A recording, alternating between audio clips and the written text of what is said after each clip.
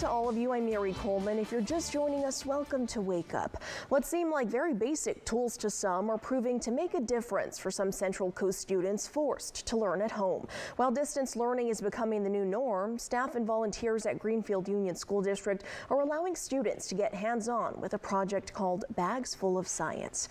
So far, thousands of these bags have been distributed by the Greenfield Community Science Workshop to students from all over South County. These bags contain simple objects and materials for kids to create science projects and include instructional packets and YouTube videos for English and Spanish-speaking students. The director of the workshop says while distance learning can be a good tool, he thinks it's just as important for kids to do their own hands-on learning. There are several limitations that come with that, including the fact that you cannot longer put the materials in the hands of kids. We also understand that parents are having to be full-time teachers now as well, so this is also help for them, hopefully. These project bags will be handed out every week until the end of the year and longer if necessary. Sanchez says he is now looking to expand, and his next goal is to get together with the local school districts to take this material to more students on the Central Coast.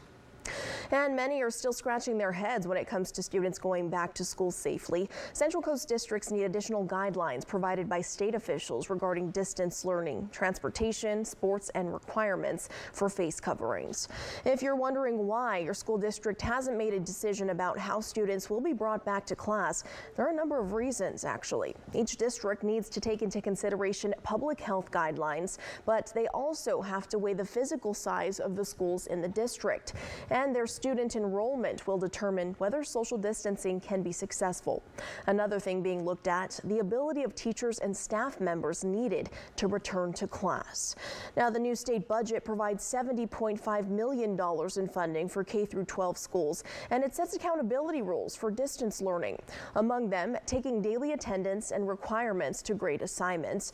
There is also a requirement for the amount of daily instructional minutes that need to be provided. 3 hours for kindergarten, nearly 4 hours for first through third graders, and 4 full hours for fourth through